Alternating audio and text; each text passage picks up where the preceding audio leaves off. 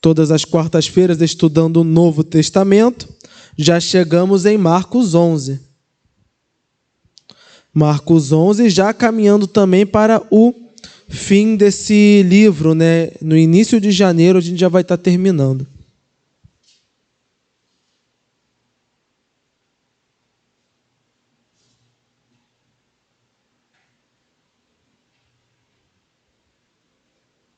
Marcos 11, a partir do versículo 1, nós vamos ler até o versículo 3, né, do 1 ao 3.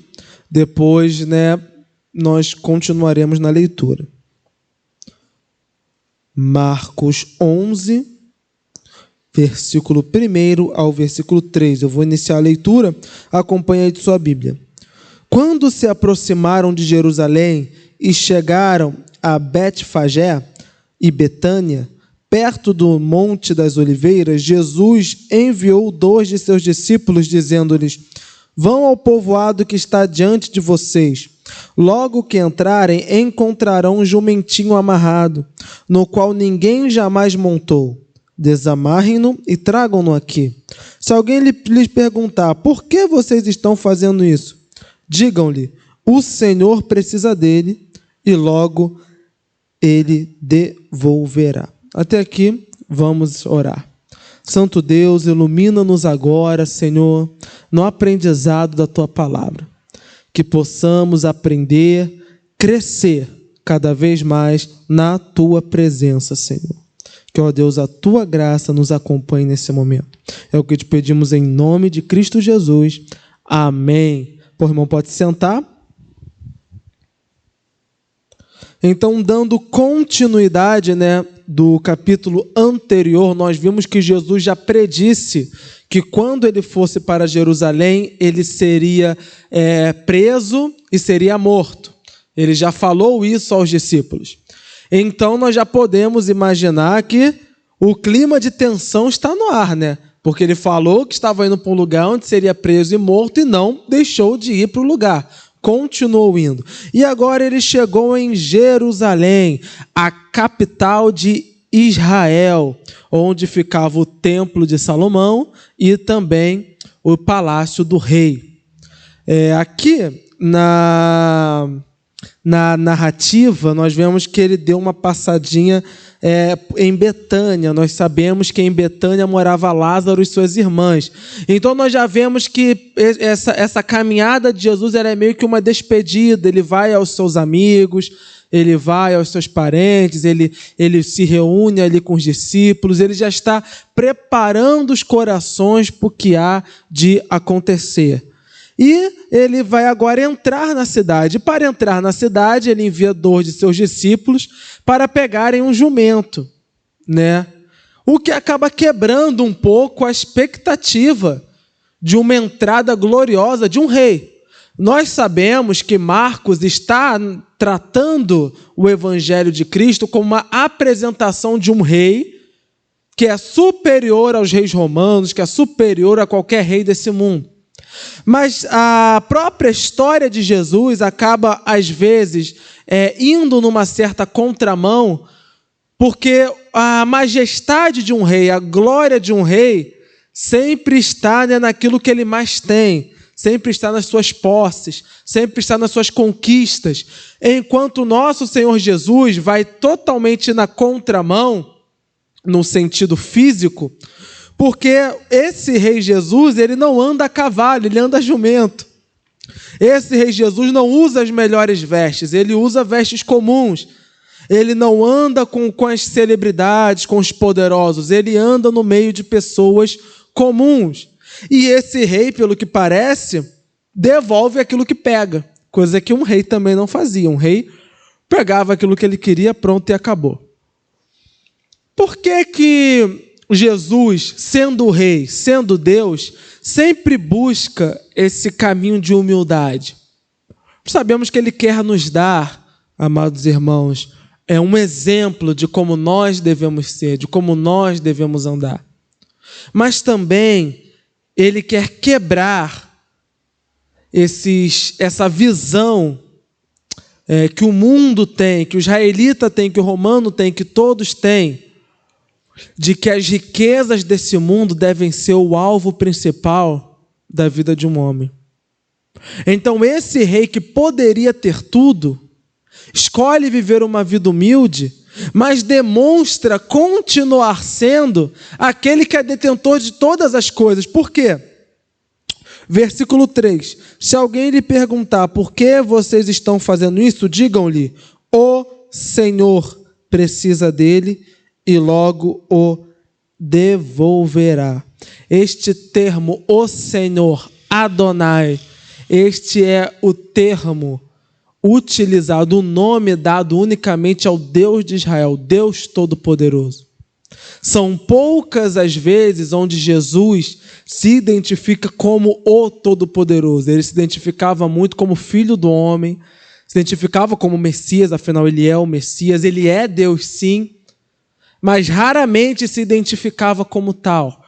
E aqui, né, ele pede o jumento e fala: o Senhor pediu e logo devolverá.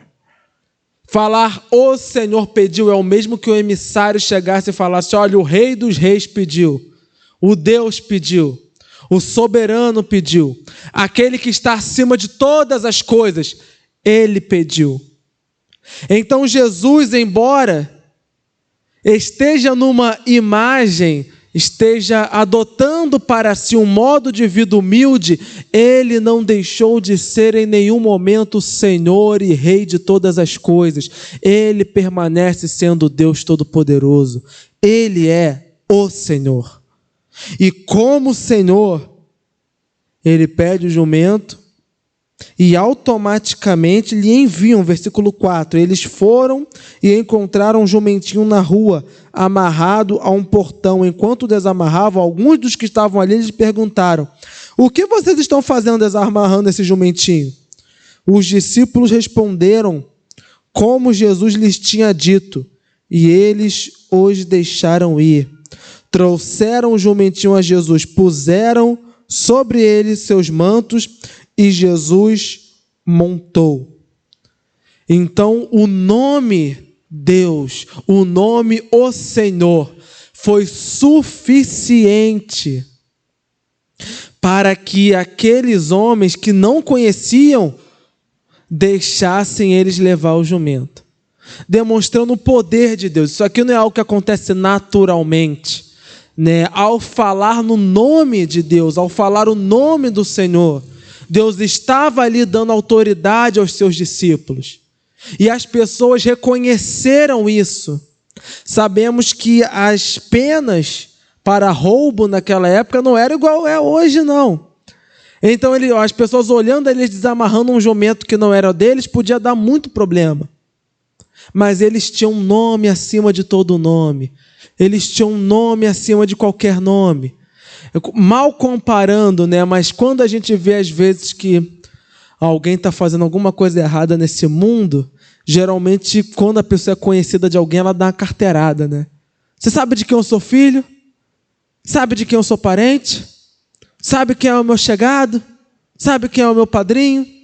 No caso aqui, não estavam fazendo nada de errado, porque o nosso Senhor Jesus, além de prometer devolver, e ainda que não quisesse devolver, é Senhor e dono de todas as coisas, mas eles demonstram aqui, ao falar, a autoridade que pertence unicamente àquele que é possuidor de tudo. Porque, sendo dono e senhor de tudo, bastou que o nome dele fosse falado para que as pessoas liberassem aquele jumento para Jesus usar. Vejam bem, não falaram Jesus o profeta. Então, o Senhor pediu, mas em nome de quem? Quem está pedindo em nome do Senhor? É o próprio Deus que vai montar? Nós não vemos nenhum tipo de questionamento. Então, nós começamos a entender que pesou sobre eles ali uma coisa chamada temor. Temor a Deus. Foi o Senhor quem pediu. Eles sentiram de alguma forma que aquilo era verdade quando foi falado. Até porque um judeu não falava o nome do Senhor em vão. Um judeu não brincava com o nome do Senhor. Então, trazer o nome do Senhor ali demonstrava a seriedade daquilo que estava acontecendo.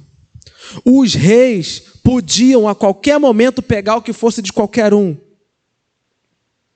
Podiam pegar o que fosse de qualquer um, porque sendo rei é dono e senhor de todas as terras. No entanto, não pegava bem para o rei fazer isso. Então os reis, geralmente, ou eles pediam, obviamente não tinha louco que ia negar, ou eles pagavam pela terra. Pagavam, olha, eu estou comprando essa terra aqui de você, meu súdito, meu servo, porque eu preciso dela. Porque se o rei começa a tomar a terra de um, as outras pessoas começam a falar, daqui a pouco ele vai tomar tudo, vamos nos rebelar, vamos nos voltar contra ele, porque nós não temos segurança com esse rei. E como um rei todo-poderoso, Jesus utiliza aqui a mesma metodologia. Ele pede, o Senhor está pedindo e logo devolverá. Demonstrando que sendo Deus, sendo Senhor, ele não viola a lei, ele se mantém fiel à lei de Deus, porque aqueles homens permitiram que levassem, não foi roubado, nem foi tomado à força, e também demonstra que ele não é um rei como os reis romanos, que pegam tudo o que querem na base da violência. O nosso rei é diferente. E a gente começa a ver a diferença dele. Versículo 8. Muitos estenderam seus mantos pelo caminho, outros espalharam ramos que haviam cortado nos campos. Os que iam diante dele e os que o seguiam gritavam, Hosana, bendito é o que vem em nome do Senhor. Bendito é o reino vindouro de nosso pai Davi. Hosana nas alturas. Jesus entrou em Jerusalém, dirigiu-se ao templo, observou tudo à sua volta e, como já era tarde, foi para Betânia com os 12. Mesmo estando em cima de um jumento, não tendo uma grande comitiva, não tendo vindo com muitas riquezas, soldados, a glória de um rei humano, Jesus recebe um tratamento de rei. Isso aqui de abrir caminho para o rei, gritar, saudar o rei, isso geralmente era feito à força. Porque antes do rei chegar numa cidade, mandava-se o emissário. O emissário chegava e gritava, o rei está passando aí, vamos embora, sai todo mundo das casas, façam fila aqui, preparem o caminho. Nós não vemos, isso não aconteceu no caso de Jesus, foi algo voluntário. Assim que ele chegou, as pessoas o receberam, colocando lá os ramos, recebendo Hosana, ou seja, glórias a Deus das mais altas alturas. Chegou o filho de Davi, chegou o Messias prometido, chegou o verdadeiro rei de Israel. Mas embora seja uma narrativa bonita, nós vemos essa grandeza, nós também podemos reparar aqui a visão um pouco errada que o povo tinha a respeito de Jesus. Porque quando eles falam que bendito é o reino vindouro de nosso pai Davi, infelizmente, porque nós vemos pelo contexto, até mesmo da crucificação de Cristo, onde nós não vemos essa multidão aqui ao lado dele, é que esse reino que eles estavam acreditando que estava vindo, não é o reino espiritual da qual nós cremos, a Nova Jerusalém que está nos céus.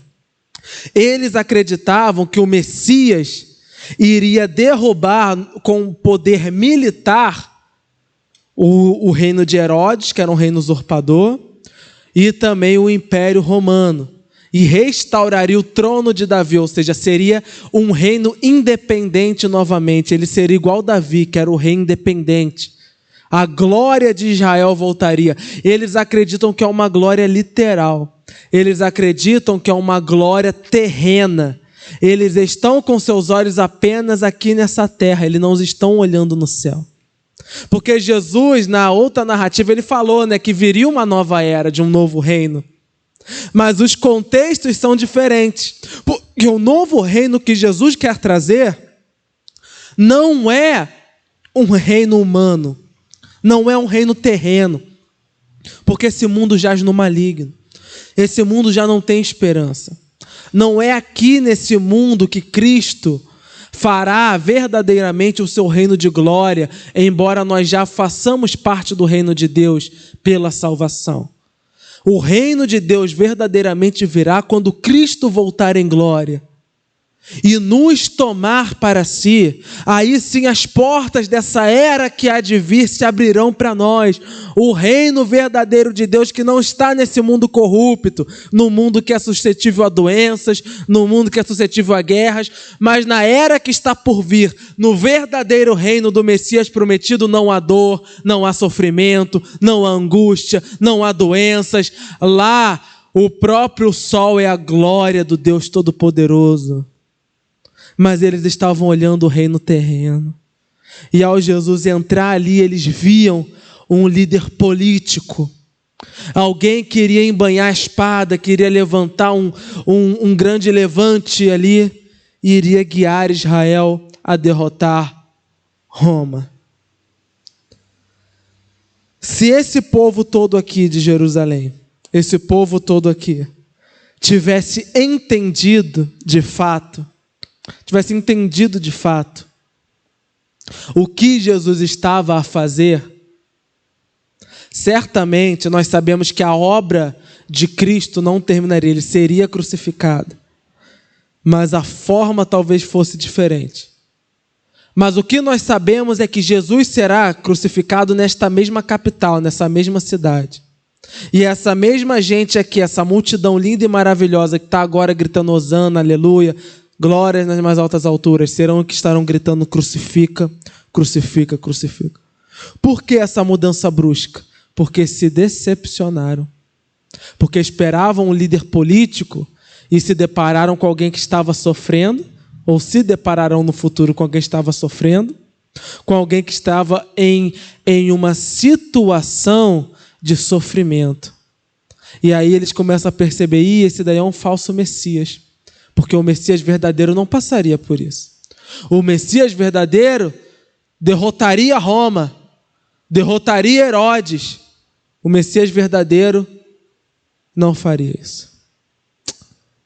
E narrar isso aqui é uma coisa que Marcos faz bem, porque ele quer mostrar que uma visão errada sobre quem é Jesus, sobre quem é Deus, pode jogar por terra a nossa vida cristã, nossa vida espiritual.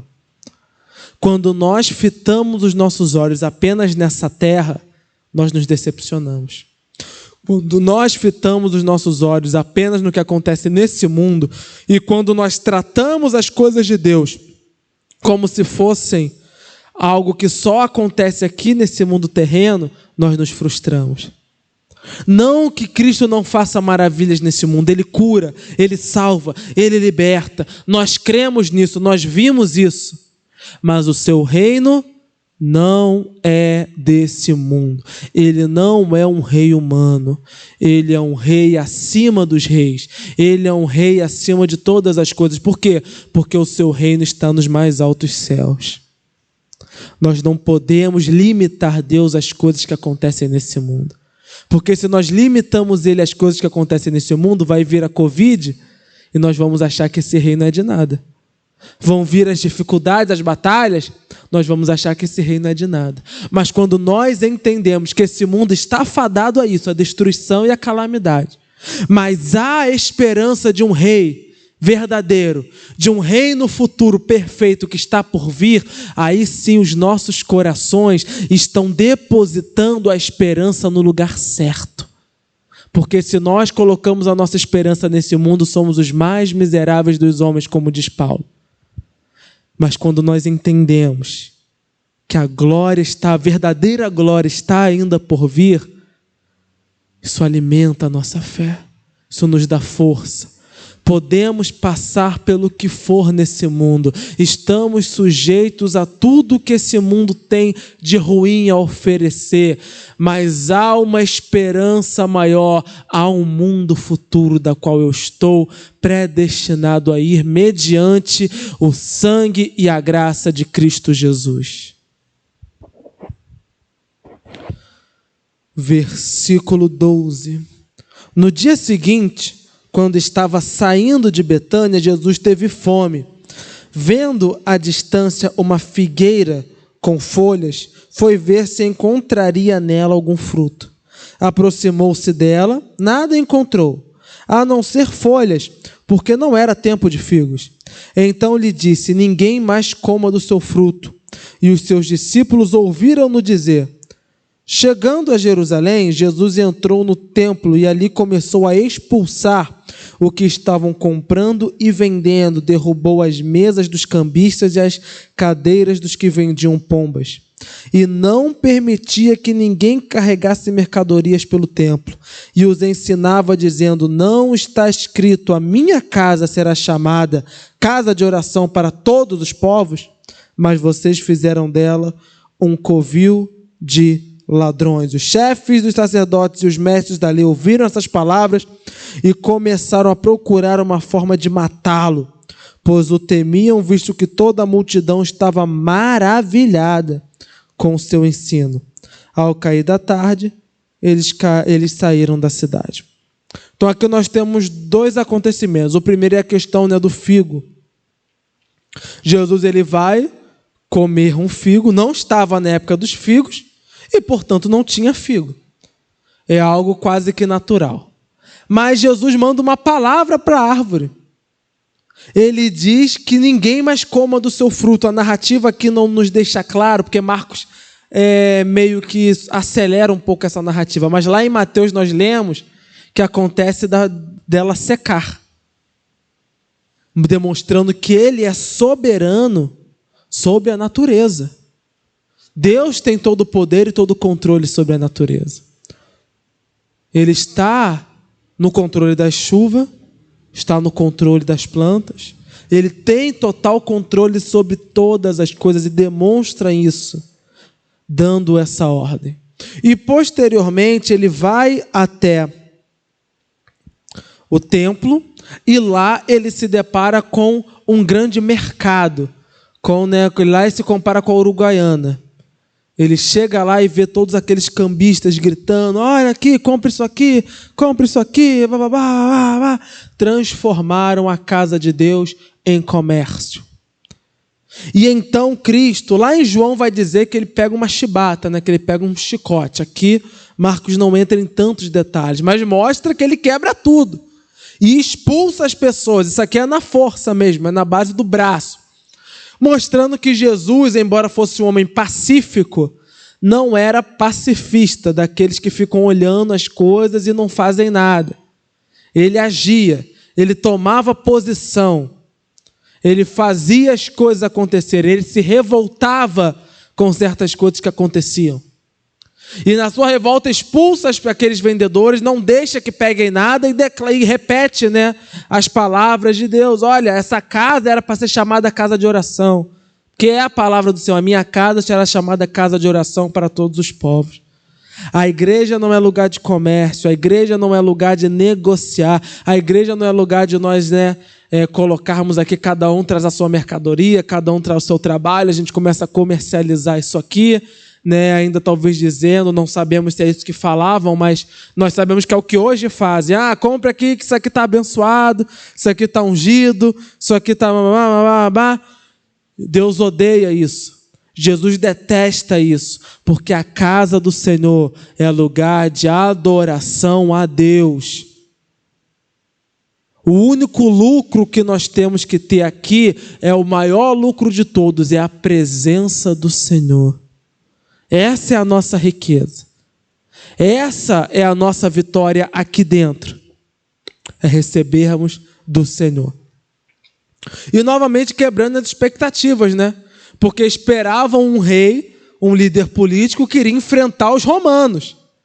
Mas ele está se voltando contra o próprio povo de Israel. Porque não tinha nenhum estrangeiro vendendo ali, era o próprio povo que estava vendendo. Estava fazendo comércio dentro do templo.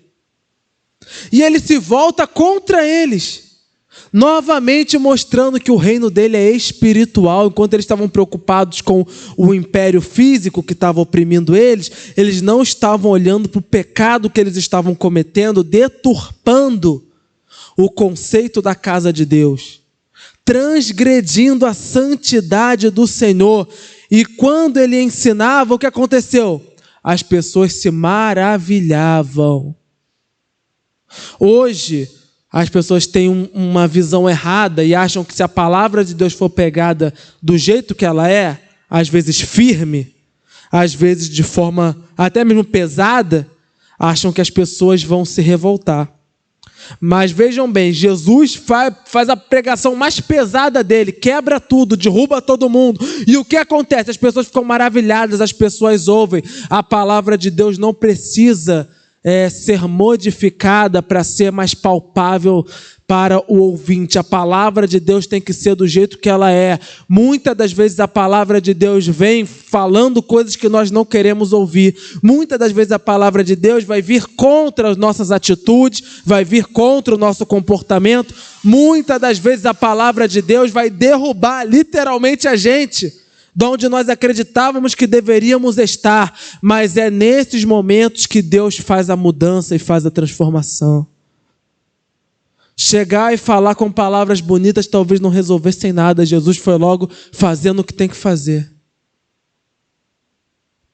Restabelecendo o significado da adoração a Deus. Essa é a obra de Cristo Jesus. Ele não veio para trazer bens materiais ao povo.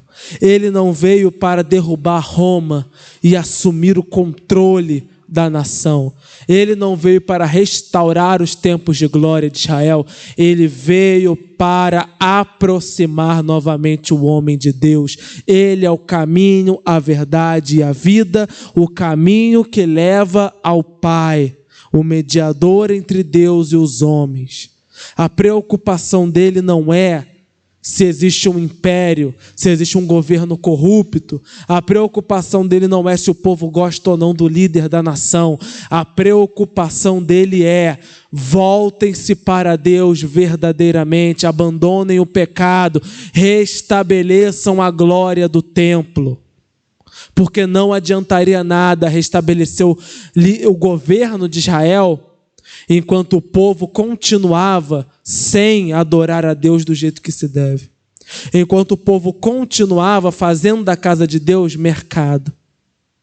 E hoje, infelizmente, nós nos deparamos com uma igreja que está no mesmo, na mesma cegueira. Se preocupam tanto com governos terrenos, se preocupam tanto com a situação do mundo, mas não veem que os seus templos estão cheios de coisas que desagradam a Deus. Estão lotados de coisas que desagradam a Deus. E quando Marcos escreve isso aqui, ele quer mostrar também para o romano: olha, eu estou te apresentando um rei. Eu estou te apresentando um rei.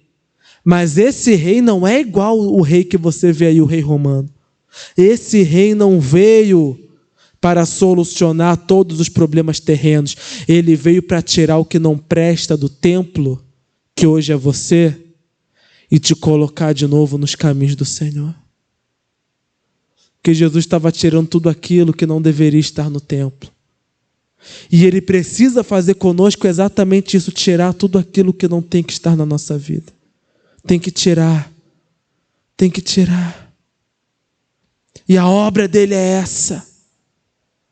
A maravilha, o poder, a majestade dele é essa. Ele veio restaurar a glória da casa de Deus. Veio restaurar a glória de Deus nas nossas vidas. Não que Deus tenha perdido a sua glória, mas nós enchemos o nosso templo de tantas coisas, tantas e tantas coisas, que nós paramos de buscar ao Senhor. Essa é a realidade da humanidade. É a realidade da igreja naquela época. É a realidade, pode ser a realidade da igreja de Roma, porque Marcos, escrevendo ao romano, também tem essa preocupação, que o romano não fique vidrado nas coisas desse mundo, mas que passe a enxergar as coisas celestiais. E infelizmente é uma realidade que está dentro dos nossos dias também. Igreja sendo tratada como um negócio. A fé sendo corrompida pela ganância. Pessoas querendo tirar proveito do nome de Deus para benefício próprio. Infelizmente nós vemos tudo isso. E ainda somos obrigados a ouvir que Deus está abençoando um negócio desse.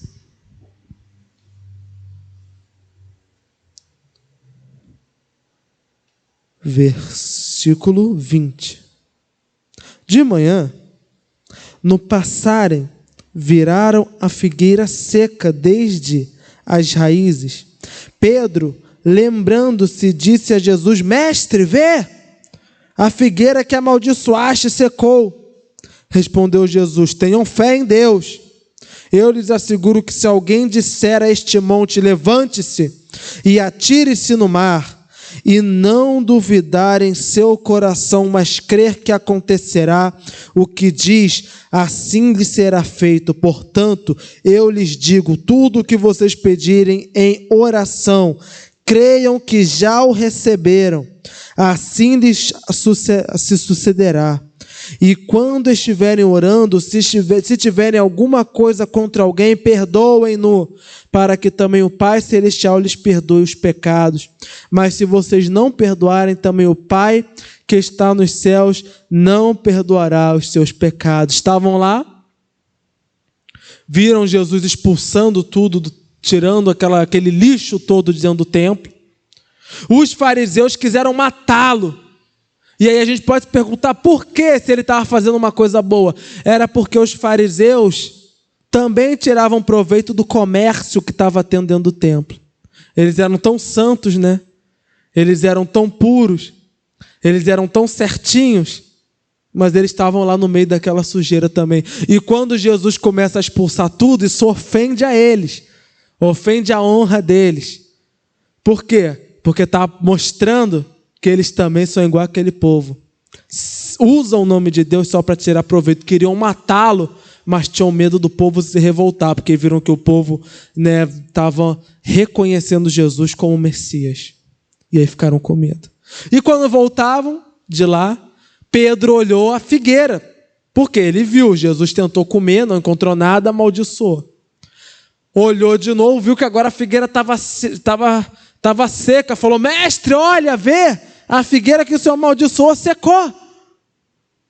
E aí Jesus falou simplesmente: creia em Deus, creia em Deus, creia em Deus. Por que Jesus fala isso? Jesus não traz aqui nenhuma explicação, né? Não, eu sequei a figueira porque isso significa, isso simboliza. Ele simplesmente amaldiçoou, secou e acabou. Ele tem todo o poder e faz tudo o que está na sua vontade. Essa é uma das características do Deus soberano. Ele é onipotente. Ele pode fazer todas as coisas. Ele tem todo o poder. A sua palavra determina tudo. E se ele simplesmente ordenou que ninguém mais comesse daquela figueira, assim acontece porque ele é Deus e tem todo o poder. Simplesmente por isso. Simplesmente por isso, ele faz aquilo que lhe apraz. E aqui, ele nos dá uma chamada à fé. O nosso Senhor Jesus passa pelo mesmo local, na mesma figueira, para que vejam que a palavra de Deus pode todas as coisas. E aqui ele mostra como deve ser a oração do crente. A oração do crente tem que ser com fé, crendo que se ordenar que um monte saia do lugar, ele sai. Fé no poder de Deus, no Deus que abriu o mar vermelho, no Deus que parou o tempo para Josué, no Deus que ressuscita os mortos, no Deus que pode fazer todas as coisas.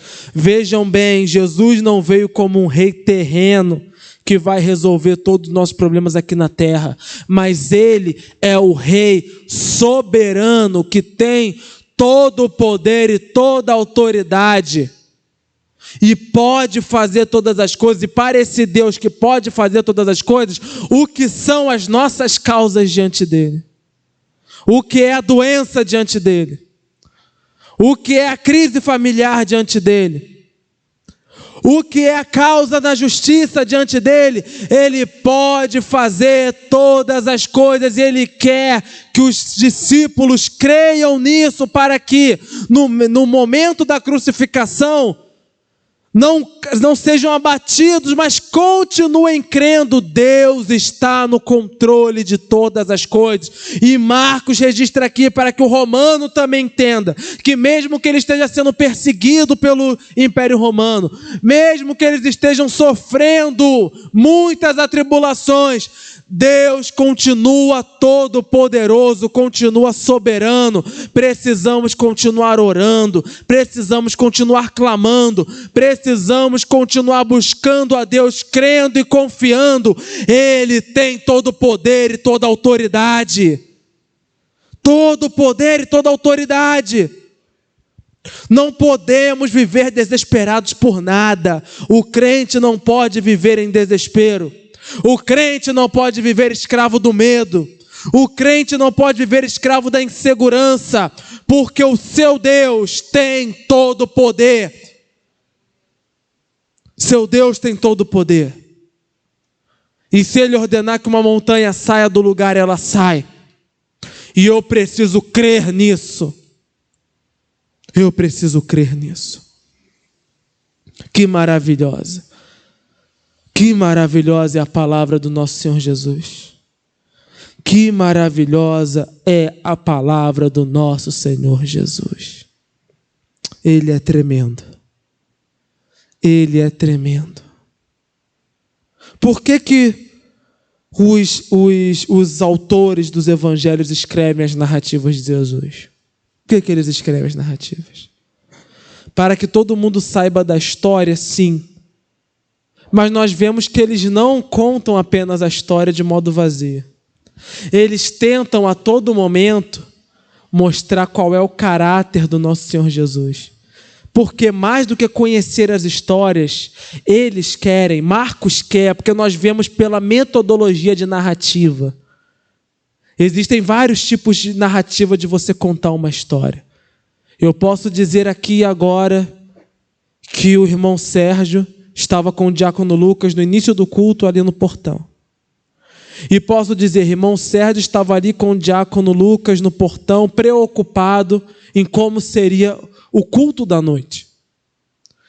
Nas duas narrativas eu contei o que aconteceu, correto? Mas em uma eu expressei uma característica do irmão Sérgio. Qual é a característica? Ele se preocupa com a obra de Deus. Ele se preocupa se o culto vai correr bem ou não. Ou seja, ele se importa com aquilo que vai acontecer aqui nesse lugar. Quando os autores bíblicos, mais do que apenas dizer o que Jesus fez, mas escrevem o que Jesus falou e deixam claro o posicionamento de Jesus a respeito disso, é porque além de contar uma história, eles querem que nós, leitores, aprendamos quem é essa pessoa. Quem é Jesus? Quem é Jesus? Quem é Ele? Ele é um profeta que fez isso, fez aquilo, ok. Mas qual é a característica? Qual é qual é a personalidade dele? O que ele tem que os outros não têm? E nessas narrativas nós começamos a ver. Jesus é aquele que pode fazer todas as coisas. Ele é aquele que exige do seu povo comprometimento, porque ele não quer dentro do templo baderna. Ele quer busca, oração a Deus. E ao mesmo tempo, ele é aquele que incentiva constantemente seus discípulos a terem fé. Então, quais são as características principais do nosso Senhor Jesus Cristo? Ele quer que a gente pare de olhar para as coisas desse mundo e comece a se conectar com Deus. Que a gente pare de olhar para o comércio e comece a olhar para os milagres. Que a gente pare de olhar para os bens materiais e comece a olhar para a oração de fé que é capaz de fazer todas as coisas. Eu não preciso comercializar a fé dentro da igreja. Por quê? Porque eu creio que nas minhas orações, quando eu clamar a Deus pelo sustento, Ele me atenderá. porque Ele atende às orações do seu povo. Eu aprendo isso aqui nessa narrativa. E por fim, se alguém tiver alguma coisa contra outra pessoa, perdoe, para que o Pai também perdoe. Muitas das vezes, Deus não responde às orações do seu povo. Não porque Ele não tem poder, e não também porque a pessoa não tem fé. Às vezes a pessoa tem fé, uma fé inabalável, mas ela tem mágoas em seu coração. Mágoas em seu coração. É necessário primeiro limpar o templo para que depois os milagres aconteçam. Qual foi o milagre que Jesus fez aqui agora nessa narrativa?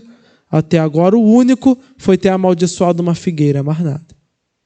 Mas o que ele fez primeiramente quando chegou no templo? Tirou aquilo que não presta. Pôs para fora aquilo que não presta. O que a gente tem que entender, irmãos? Muitas das vezes nós clamamos, oramos ao Senhor, mas continuamos com o nosso coração, com o nosso templo cheio do que não deve, principalmente com a falta de perdão.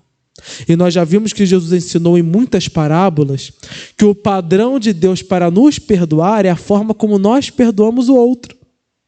Porque se nós que temos várias ofensas pedimos perdão a Deus, como podemos também sermos hipócritas de não perdoarmos aquele que nos deve? Fica algo totalmente desconecto. Então Deus quer que nós tenhamos a mesma misericórdia que nós pedimos a Ele. Se nós sabemos que erramos e pedimos perdão, então nós temos que reconhecer que as pessoas também erram e que nós precisamos perdoá-las.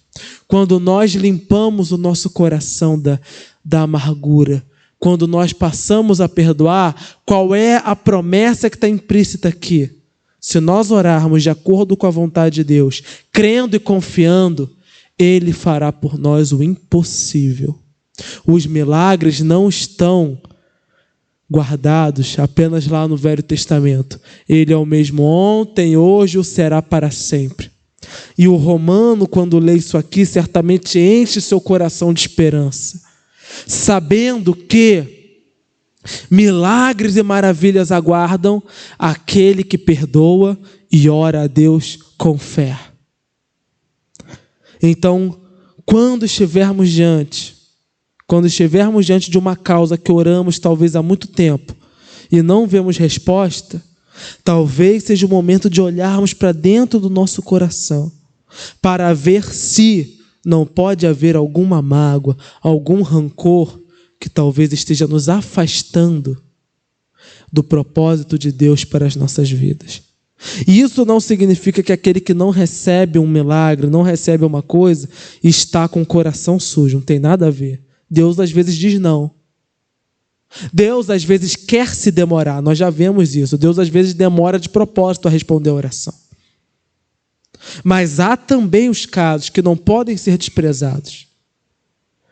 De quando há coisas no nosso coração, sujeira demais, principalmente amarguras e falta de perdão, que nos afastam da vontade de Deus e nos impedem de desfrutar das maravilhas do Senhor. E por final, a autoridade de Jesus é questionada. Versículo 27. Chegaram novamente a Jerusalém. Nós temos notado uma coisa aqui curiosa. Jesus não dorme em Jerusalém, notaram isso? Ele vai, passa o dia em Jerusalém e sai da cidade. Vai, passa o dia em Jerusalém e sai da cidade. Nós não sabemos se é por prevenção, de talvez alguém querer fazer alguma maldade com ele, com os discípulos. Nós não sabemos se é simplesmente por desejo dele de não passar lá, ou porque ele não tem nenhum lugar para passar lá, ou se é para estar sempre mais perto, dos seus amigos, porque ele sai e vai para Betânia. Mas nós vemos isso, Jesus ele vai para Jerusalém, mas ele não dorme na cidade. Ele não fica lá muito tempo. E quando Jesus estava passando pelo templo, aproximaram-se dele os chefes dos sacerdotes, os mestres da lei e os líderes religiosos e lhe perguntaram: com que autoridade está fazendo essas coisas? Quem te deu poder para fazê-las? Fazer o quê? Expulsar os cambistas do templo. Num dia ele expulsou todo mundo do templo. E aí os mestres da lei chegaram, não viram ninguém no dia seguinte, ou seja, o que Jesus fez funcionou. E aí esperaram Jesus aparecer. Quando Jesus apareceu, com que autoridade você fez isso? Quem você pensa que é para mandar aqui?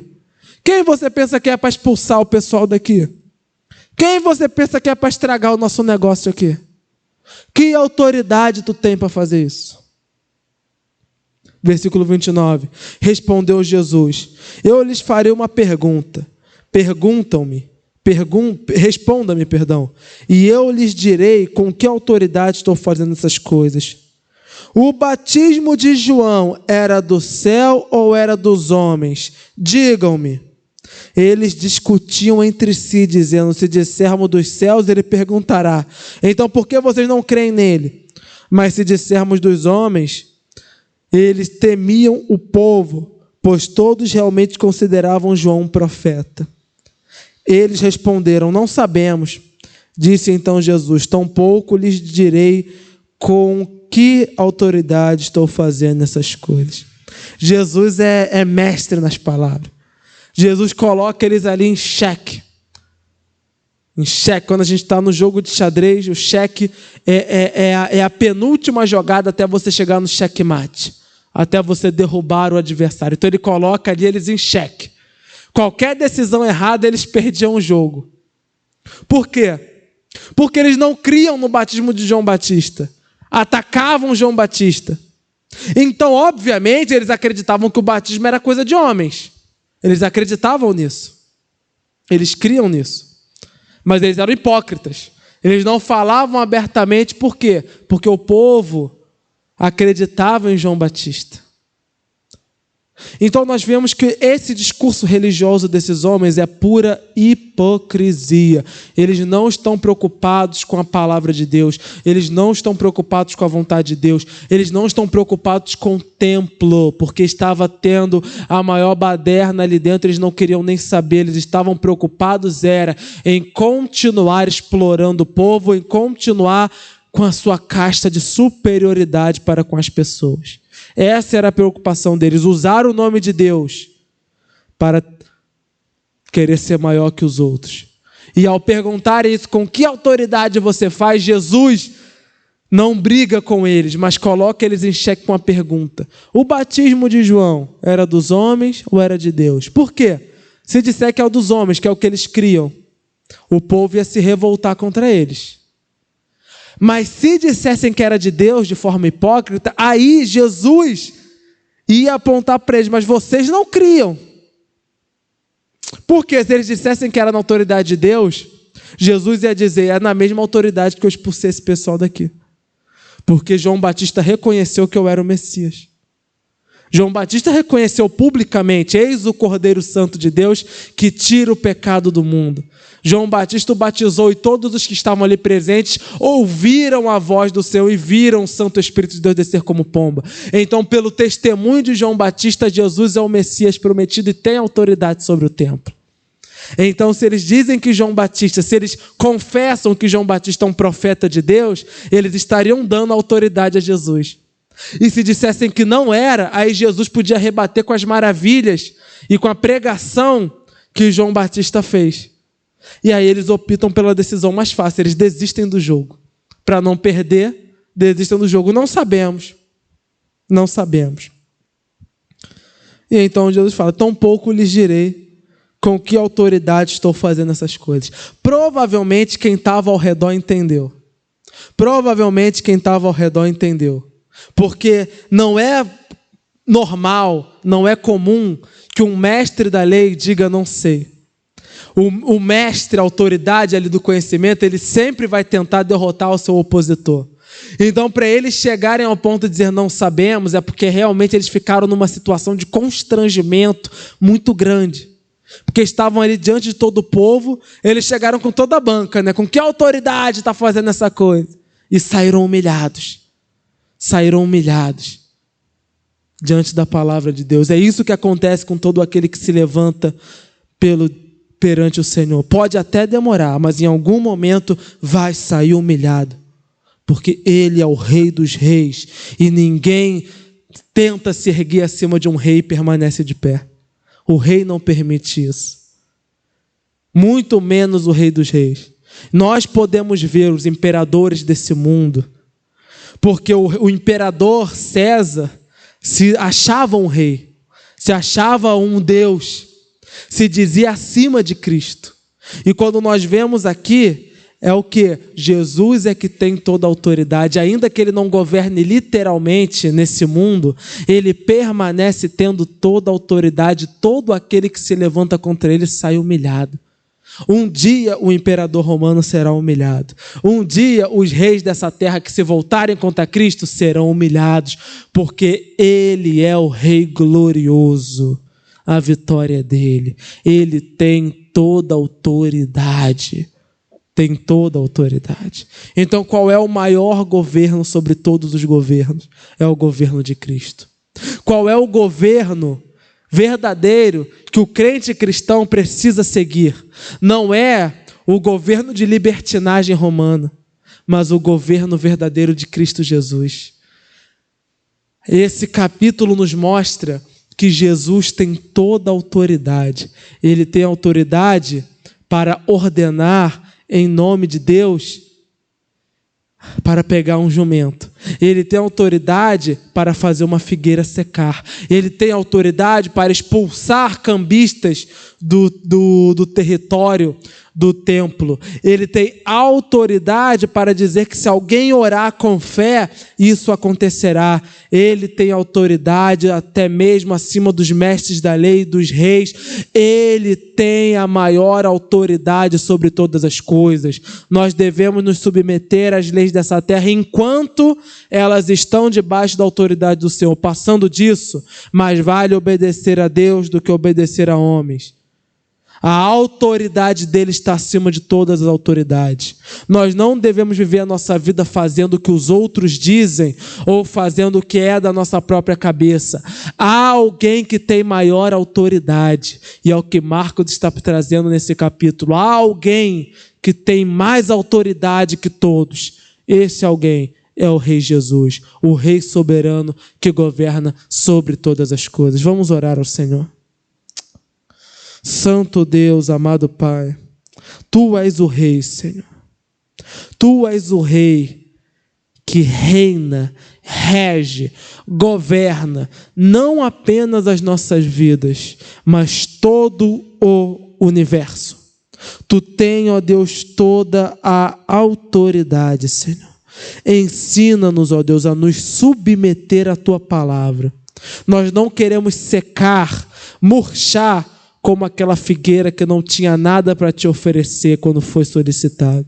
Mas, ó Deus, queremos ser como teus discípulos, crer, confiar, que orando a Ti, confiando no Teu nome, nos submetendo à Tua vontade, até mesmo o impossível pode acontecer, pois Tu tens toda a autoridade, tem autoridade sobre os homens, tem autoridade sobre a natureza, tem autoridade sobre os céus, sobre a terra, tem autoridade no templo e está no governo e no controle de todas as coisas, Senhor.